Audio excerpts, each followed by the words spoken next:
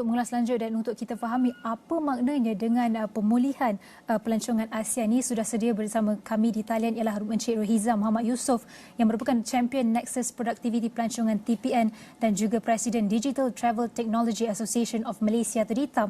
Baik, pertama sekali, pemulihan pelancongan Malaysia setakat Disember lebih 90%. Jadi, adakah ini on track untuk pasca pandemik atau bagaimana, Rohizam? Assalamualaikum Nabila, selamat Hari Raya. Selamat Raya. Kalau mengikutkan data itu, ialah kita telah mencapai pada bulan Disember, ya, bukan sepanjang tahun. Ya. Kita perlu memahami bahawa apabila kita membuat perbandingan bulan ke bulan, kita memang telah menghampiri bulan-bulan yang kita telah mencapai pada tahun 2019. Tetapi secara keseluruhan, kita masih lagi belum mencapai secara jumlahnya pelancong pada tahun 2019. Tetapi secara positifnya pada awal tahun 2022 kerajaan telah mensasarkan bahawa kedatangan pelancong seramai 92 juta. Tetapi pada penghujung 2022 kita telah mencapai 10.7 juta dan hasil pendapatan daripada 25 bilion menjadi 28.2 bilion. Jadi itu menandakan satu petanda positif bahawa pelancongan negara dah semakin insya-Allah semakin pulih. Ya, dan juga untuk 2023 kerajaan mensasarkan sebanyak 16.1 juta pelancong bersama hasil pendapatan sebanyak 48.2 bilion sebagai penanda aras untuk kita kembali sepenuhnya pada tahun 2025, iaitu 2025 kita ingin mencapai apa yang kita telah pernah mencapai pada 2019 dan juga pada 2025 ini adalah tahun melawat Malaysia, Visit Malaysia Year 2025. Ya. Cik Izam, selain itu kalau kita lihat dalam laporan yang disediakan tu, ASEAN 6 kecuali Malaysia mencatatkan pemulihan ketara 60%. Jadi bagaimana kalau kita boleh negara Malaysia nak menang dalam persaingan serantau dalam menarik kedatangan pelancong ini, atau bagaimana kelebihan kerjasama serantau harus kita jadikan sebagai satu faktor penting dalam pemulihan pelancongan? Sekiranya kita melihat kerjasama serantau ni amat penting. Walaupun kita masih bersaing sesama kita, tapi inilah satu persaingan yang perlu satu persaingan yang sihat. Ini adalah kerana sekiranya kita ambil ASEAN sahaja, kita tak ambil ASEAN plus 3, ASEAN plus 6 dan sebagainya. ASEAN sahaja, penduduk ASEAN sahaja melebihi, tak silap saya, 650 juta penduduk yang merangkumi hampir 19% daripada penduduk dunia. Jadi apabila sekiranya kalau kita masih ingat, ya, apabila kita memulakan buka sempadan kita buat Langkawi bubble. Maknanya kita buat satu domestic area untuk Langkawi. Tetapi sekiranya berlaku lagi sebarang perkara-perkara yang tidak diingini, kita boleh melihat ASEAN ini sebagai satu market domestik untuk kita. Kalau kita perlu lihat juga, pengunjung ke Malaysia adalah kebanyakannya daripada negara ASEAN. Pengunjung kepada Thailand juga banyakkan daripada negara ASEAN, pengunjung ke Indonesia pun sama. Jadi sekiranya kita boleh mengadakan satu persefahaman serantau dan memahami apabila berlakunya sesuatu yang tidak diingini, apa tindakan negara kita, dan mudah untuk kita berbincang secara domestik. Selain daripada itu, sekiranya long haul travelling tidak dibenarkan, jadi short haul seperti domestik ini adalah satu market yang pasaran yang amat baik untuk kita kesinambungan industri pelancongan daripada kita terus terhenti, ya. Jadi bagi saya itu adalah perkara yang kita perlu tekankan, dan saya juga rasa Menteri Pelancongan kita juga telah membuat beberapa mesyuarat dengan negara-negara ASEAN untuk kita mengadakan kerjasama yang lebih kukuh untuk menarik lebih minat pelancong pada negara-negara ASEAN. Dan juga kita melihat walaupun kita telah mencapai purata lebih daripada 60% sebelum pandemik, tetapi Asia Pasifik kita masih jauh, di mana negara-negara luar seperti Europe dan Amerika, mereka telah mencapai negatif 21%, negatif 30%, dan kita masih dalam negatif 60%. Tapi insya-Allah sekiranya pasaran ini terbuka, dan ini belum dimasukkan dengan kemasukan pelancong daripada negara China, yang mana agak besar untuk negara kita dan negara-negara ASEAN. Dan sudah tentu Encik Rizam, antara faktor yang boleh menarik pelancong ialah kejatuhan mata wang. Jadi adakah antara faktor kelemahan ringgit cukup kuat untuk menjadikan tarikan kepada pelancong untuk masuk untuk melancong di Malaysia? Ya, secara terusnya, tetapi kita tidak juga mahu menggunakan kejatuhan ringgit dan sebagainya sebagai satu daya tarikan. Ini adalah kerana dasar pelancongan negara kita, kita mahu melihat kepada pelancongan bernilai tinggi. Dan peluang ini perlu diambil setelah kita mengharungi pandemik ini. Dan pelancongan bernilai tinggi ini adalah satu pelancongan yang membenarkan kita memberi servis atau khidmat yang lebih baik kepada pelancong. Kita tidak mahu mereka mengatakan, datang negara Malaysia ni sebab murah. Dan because mentality dan mindset murah ini, yang jadi mereka tidak dapat memahami dan tidak dapat appreciate ataupun menghargai negara kita.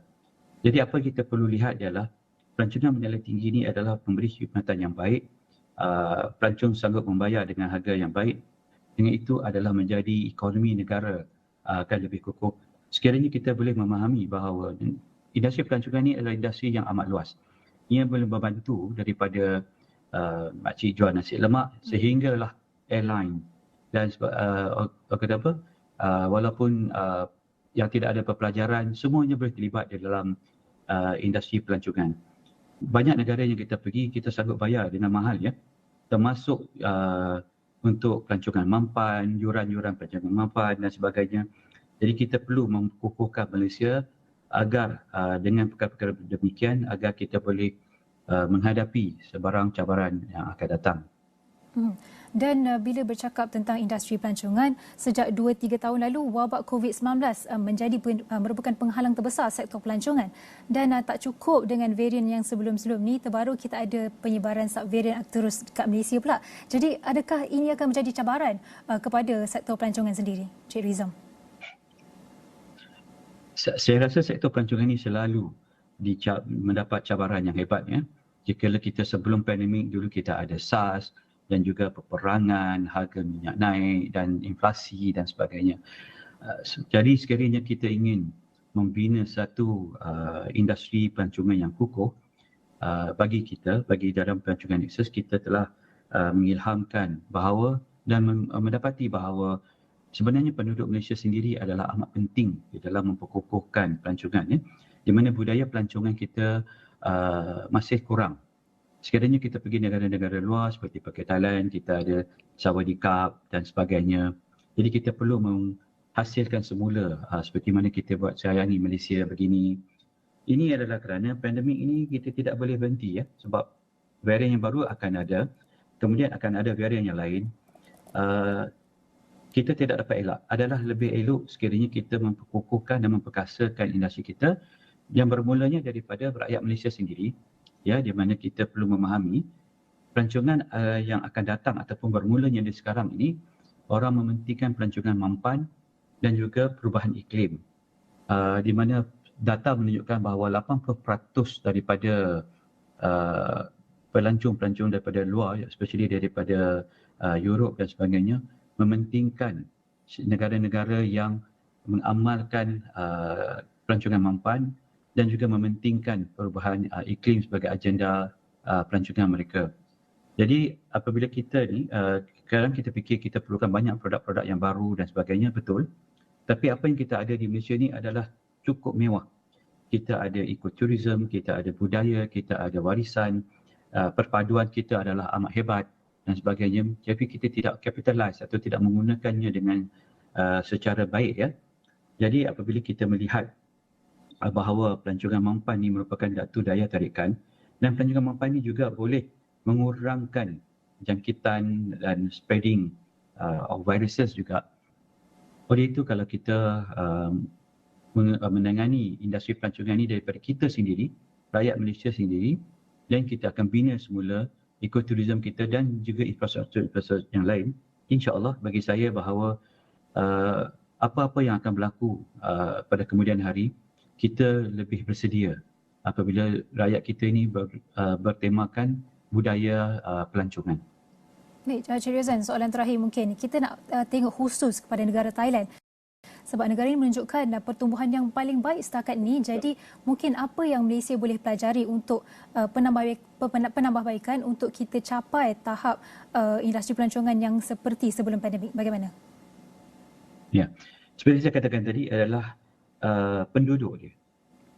Budaya turisme tu, budaya pelancongan itu adalah yang telah dimasukkan ataupun yang telah dibina oleh Thailand berpuluh-puluh tahun.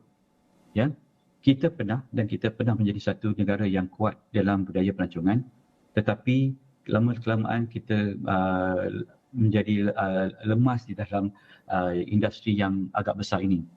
Selain daripada itu, apabila kita melihat Thailand sekarang ini juga telah mengurangkan ataupun telah mengatakan bahawa jangan expect datang ke Thailand ini adalah tempat yang murah. Tetapi ramai rakyat Malaysia pergi ke Thailand kerana memikirkan bahawa negara Thailand ini adalah memberi servis ataupun makanan yang lebih murah. Tapi kita buat comparison yang kadang-kadang amat berbeza. Ya, jadi dalam budayakan pelancongan, apabila kita membudayakan pelancongan, setiap penduduk telah menginvolve ataupun menjadikan pelancongan sebagai hasil ekonomi mereka. Jadi dianya akan membesar ataupun akan multiply effect of industri ini akan menjadi lebih besar. Jadi kita perlu melihat bahawa pelancongan ini adalah satu catalyst ataupun pemacu industri negara. Seperti kita tengok semula, adakah Thailand ini merupakan satu negara pelancongan ataupun satu negara agriculture? Ekonomi mereka sebenarnya yang besar agriculture, tetapi dan manufacturing, tetapi mereka meletakkan pelancongan sebagai teras ekonomi negara yang utama. Apabila mereka meletakkan begitu, semua orang terlibat. Jadi bagi saya, banyak lagi contoh-contoh daripada Thailand bagi saya, tapi adalah satu major factor dia ialah meletakkan ekonomi pelancongan sebagai satu ekonomi utama negara dan ekonomi lain akan benefit out of this industry. Baik, terima kasih diucapkan kepada Rohizam Muhammad Yusof, Champion Nexus Productivity Pelancongan TPN dan juga Presiden Digital Travel Technology Association of Malaysia.